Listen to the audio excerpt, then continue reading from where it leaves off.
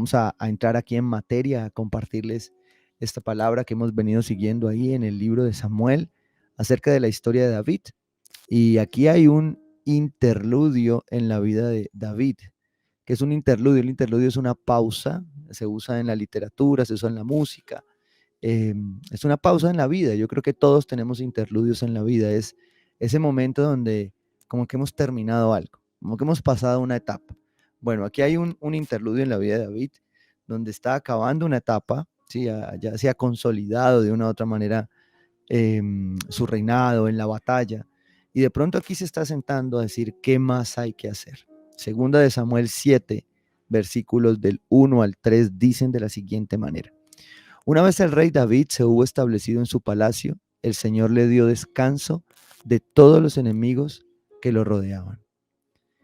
Escuche, les dio un descanso. Hay momentos, ese es el interludio, es el descanso donde como que ya uno dice, acabé. Entonces el rey le dijo al profeta Natán: como puedes ver, yo habito en un palacio de cedro, mientras que el arca de Dios se encuentra bajo el toldo de una tienda de campaña. Bien, respondió Natán, haga su majestad lo que su corazón le dicte, pues el Señor está con usted.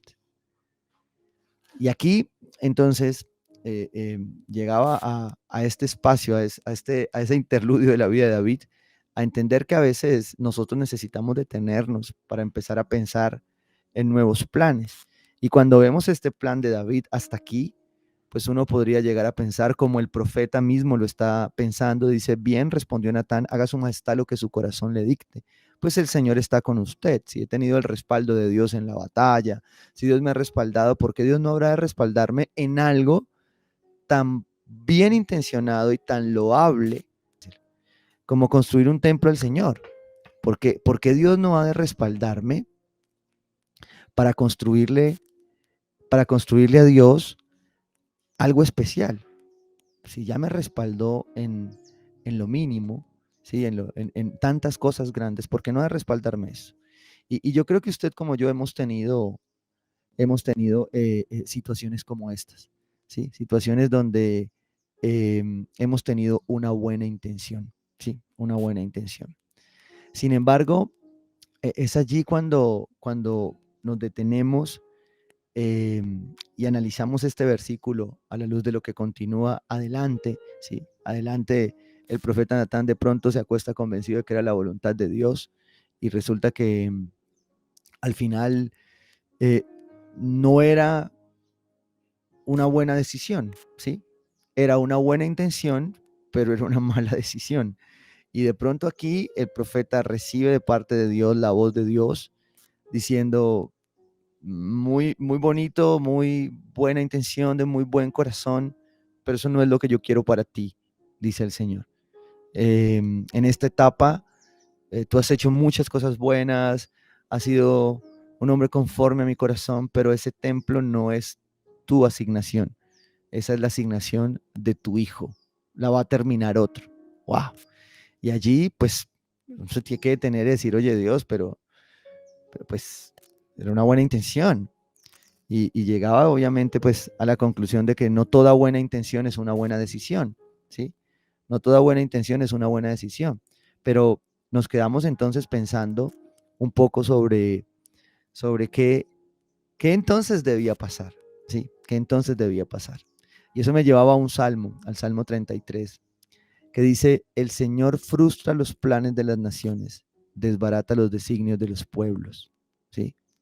Y yo declaro esto sobre nuestra nación también. Él es el que tiene el control y el designio sobre nuestra nación. Dice, pero los planes del Señor quedan firmes para siempre. Los designios de su mente son eternos, ¿sí? Dichosa la nación cuyo Dios es el Señor, el pueblo que escogió por su heredad. Entonces, además de la declaración profética para nuestro país y declarar esto sobre nuestra nación en este tiempo, cuando vuelvo al contexto de esto, pienso que al final hay una pausa de David intentando hacer la voluntad de Dios como usted y yo lo hemos tenido. No siempre las cosas que no se dan o las cosas que no se hacen son porque hayamos tenido algo malo o porque hayamos pecado o porque hayamos tenido una mala intención. Yo al contrario creo que la intención de David aquí era tan bien intencionada, que era construir un templo para adorar al Señor, ¿sí? Pero aquí al final nos debemos detener a entender qué pasa cuando Dios dice no. ¿Qué pasa cuando en este camino de tomar decisiones, porque creo que al final lo único seguro que tenemos nosotros en esta vida, además del cambio, es decidir? Todos tenemos que decidir, porque cuando nosotros no decidimos, otro decide por mí o la vida misma decide por mí, las mismas circunstancias y situaciones. Y aunque Dios a veces en esa voluntad permisiva opera allí, Dios me está llamando a mí a tomar decisiones. Dios me está llamando a mí a que yo definitivamente procure escuchar su voz. Y quiero adelantarme ahí un poquito a siguiente parte del versículo 4:17. Dice, pero aquella misma noche la palabra del Señor vino a Natán, ¿sí? Al profeta. Ve y dile a mi siervo David que así dice el Señor. ¿Serás tú acaso quien me construya una casa para que yo la habite? Desde el día en que saqué a los israelitas de Egipto y hasta el día de hoy, no he habitado en casa alguna, sino que he andado de acá para allá en una tienda de campaña a manera de santuario. Todo el tiempo que anduve con los israelitas, cuando mandé a sus gobernantes que pastorearan a mi pueblo Israel, ¿acaso le reclamé a alguno de ellos el no haberme construido una casa de cedro? Pues bien, dile a mi siervo David que así dice el Señor Todopoderoso. Yo te saqué del redil para que en vez de cuidar mis ovejas gobernaras mi pueblo. Yo he estado contigo por donde quiera que has ido y por ti he aniquilado a todos tus enemigos. Y ahora voy a hacerte tan famoso como los más grandes de la tierra. Y ahí quiero hacer una pausa, precisamente por esto, porque a veces los no de Dios no quieren decir que tu plan haya terminado. A veces cuando tú quieres hacer algo, cuando vas a hacer tienes una buena intención, pero al final Dios no permite que se dé. Dios te responde y te dice, no es eso lo que quiero para ti, ¿sí? No es eso lo que estoy esperando. Yo tengo algo más grande. Mire lo que está diciendo el versículo 9. 1. Yo he estado contigo, ¿sí? El no de Dios no quiere decir que Dios no está conmigo. Quiere decir que está conmigo y Dios dice no. Es como los papás, es como el padre. Los padres tenemos que decir no. Y hay una etapa de esta, que yo llamo la etapa extraterrestre de nuestros hijos, donde, donde el no es extraterrestre, porque ellos esperan que a todos se les diga sí. Pero nosotros tenemos que decir no. Y eso no quiere decir que no estemos con ellos. Lo que pasa es que Él no lo bendice. El no es por lo siguiente que dice la palabra. Yo he estado contigo por donde quiera que has ido y por ti he aniquilado a todos tus enemigos. He peleado por ti. Entonces, lo primero es que Dios, el no de Dios no quiere decir que no está, al contrario, Dios está contigo. El no de Dios no quiere decir que Él no vaya enfrente tuyo en la batalla, Él está contigo en la batalla, ¿sí?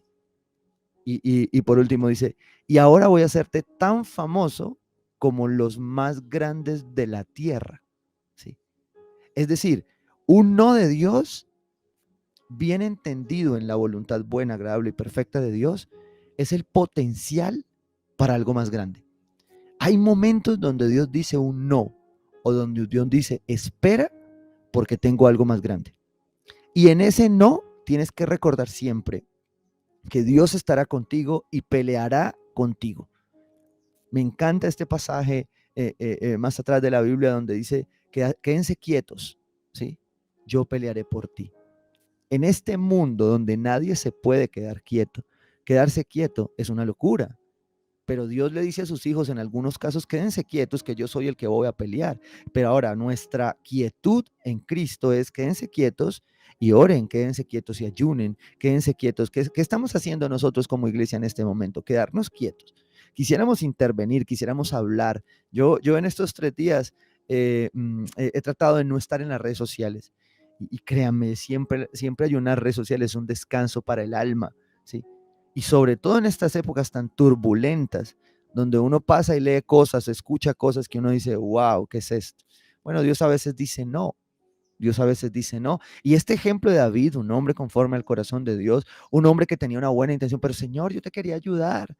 Señor, esa obra que yo quería hacer, ese servicio que yo te quería dar, era para ti. ¿Por qué no me permitiste darlo? Bueno, Dios está contigo, Dios pelea por ti, Dios va a darte algo mucho mejor, pero la respuesta hoy es no. La respuesta es hoy, no quiero que eso sea lo que tú hagas. Y entonces dice el versículo 10, también voy a designar un lugar para mi pueblo Israel. no quería decir que no se fuese a construir el templo. Lo que quería decir es que para todo hay un tiempo, ¿sí? Y que el pueblo iba a tener un espacio. Me encanta alguna escena donde de esta serie The Chosen, donde Jesús está caminando con los discípulos en uno de sus trayectos y de pronto Pedro en una disparada de creatividad y de su temperamento se acerca a Jesús y le dice, un poco lleno de orgullo y ya con nuestra humanidad y le dice, Jesús, yo creo que hemos crecido mucho, ya somos muchos discípulos, tenemos que crear una estructura, ¿sí? Tenemos que crear una estructura porque esto se está creciendo. Y de pronto Jesús se sonríe, voltea y lo mira y le dice, más adelante la vas a necesitar. Hoy no, hoy yo estoy aquí. Yo soy la estructura. ¡Wow! Eso me enamoró. Es un no de Dios, porque los no de Dios son, como dice Efesios 4:15, son la palabra de Dios con amor. Los no de Dios nos hacen crecer.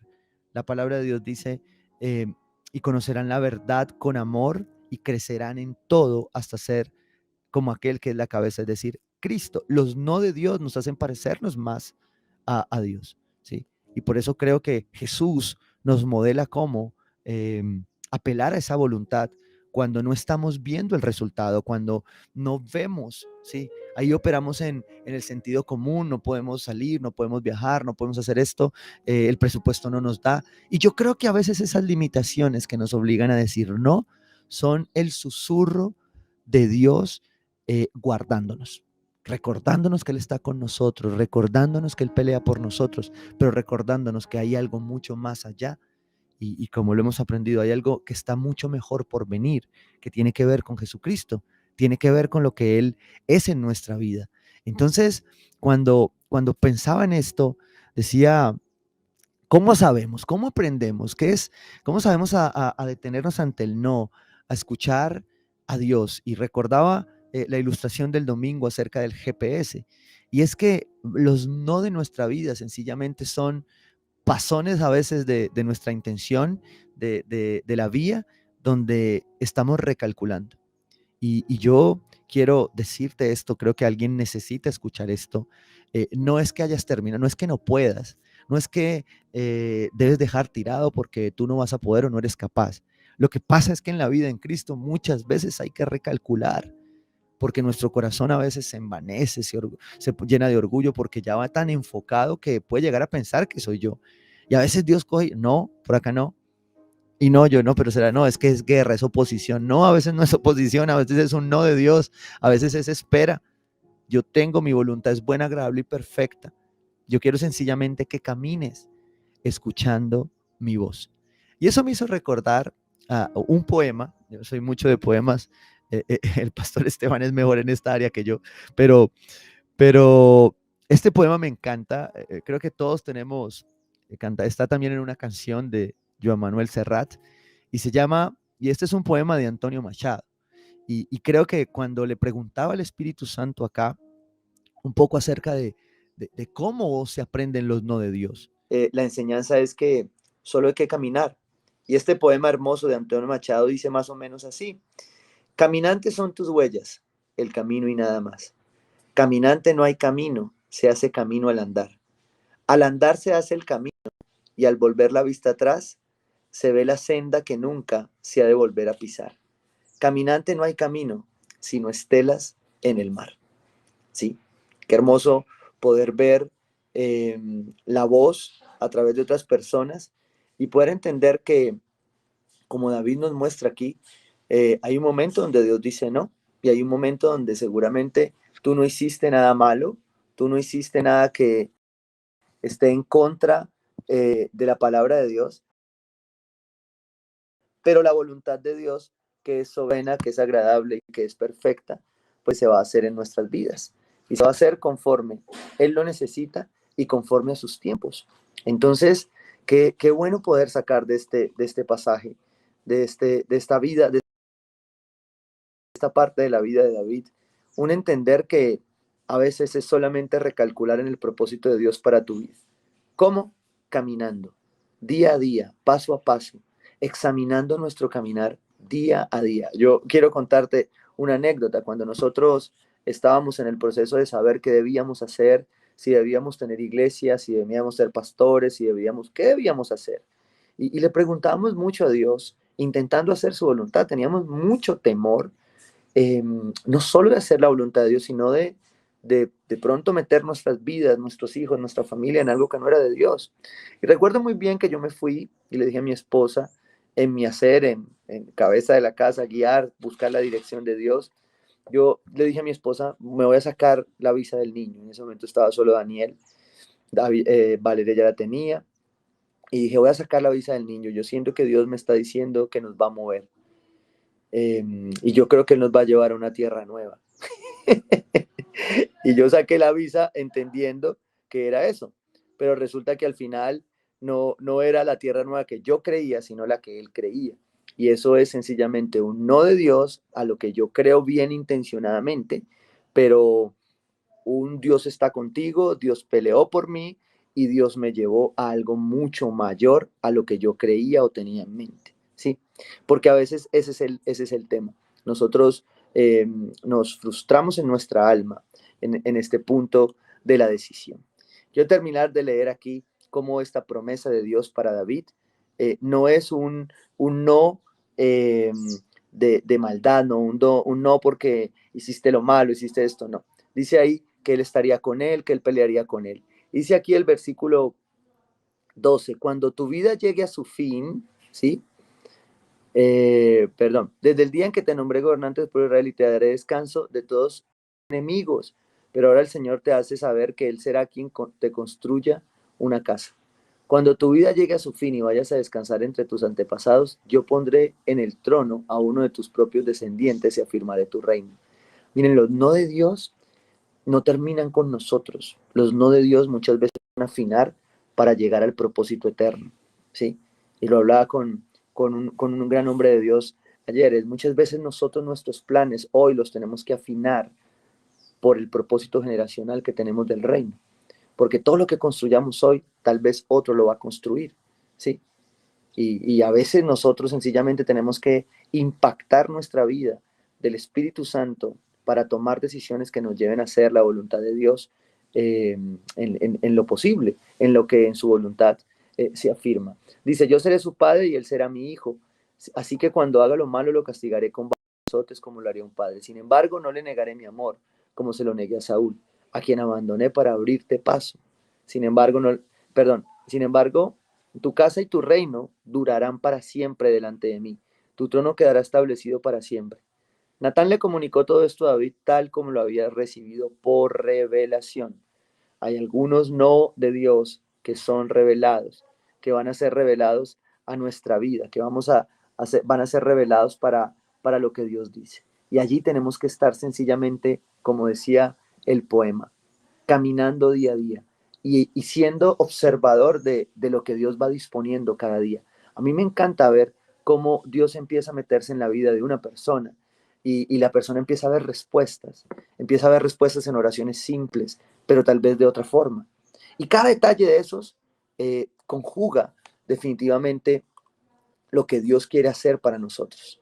Y eso me llevaba a pensar y a recordar una guía que alguna vez leí acerca de unos puntos específicos, acerca de las decisiones, acerca de poder apuntarle a hacer la voluntad de Dios cuando enfrentamos decisiones. Porque tenemos buenas intenciones, pero no siempre tomamos buenas decisiones. Dice el Salmo 25:4, Señor, hazme conocer tus caminos, muéstrame tus sendas. ¿Sí?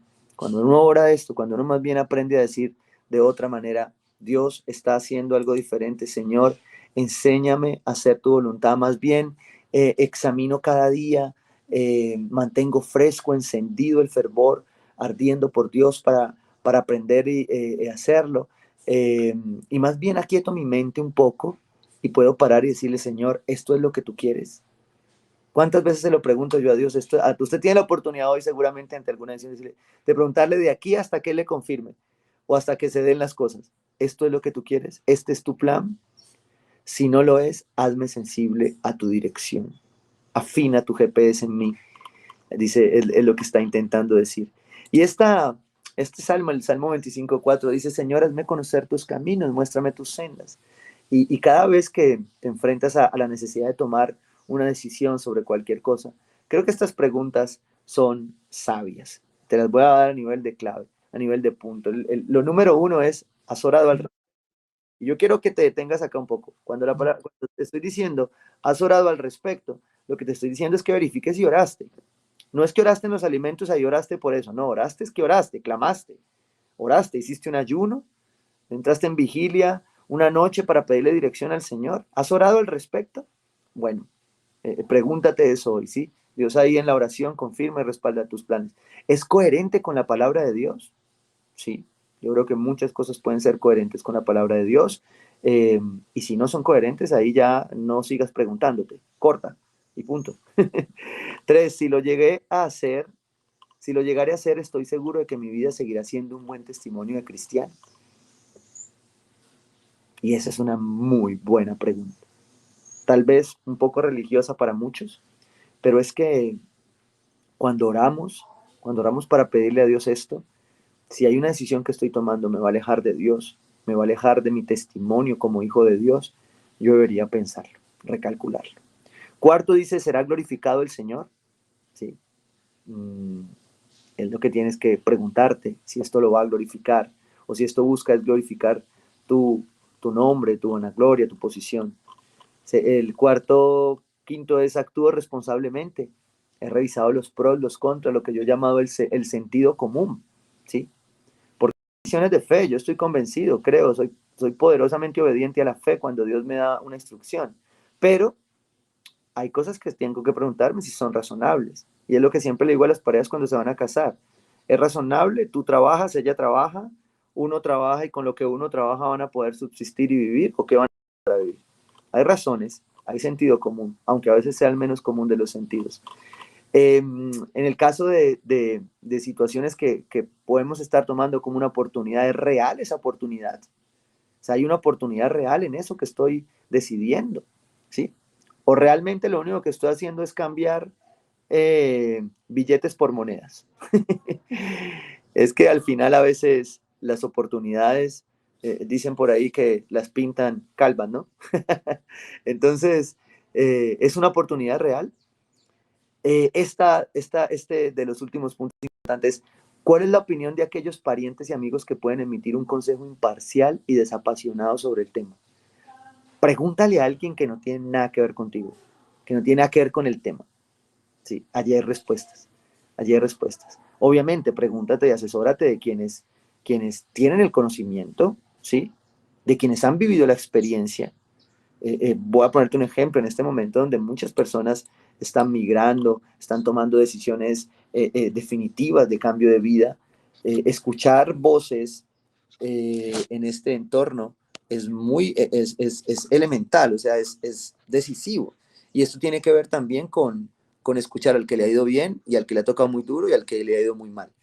Y todo suma, porque yo ahí puedo encontrar respuesta. Penúltimo es mi deseo santo. ¿Es para bien lo que pretendo hacer? ¿Beneficia a alguien? ¿Perjudica a alguien? Es importante preguntárselo. Y esta última me enamora, porque creo al final que después de escuchar la historia de David, esto fue de lo que Dios llenó a David, de paz, de paz. Esta es la paz. Sí. Yo sé que a veces a uno le van a temblar las piernas en algunas decisiones de fe que uno toma y no vas a sentir totalmente la paz de aquí. Pero la paz de la que Dios te está hablando es la paz que sobrepasa todo entendimiento. Sí. Es la paz de Dios. Y esa paz ante nuestras decisiones que hacen su voluntad, ante el no de Dios, nos va a salvaguardar y nos va a guardar. Amén.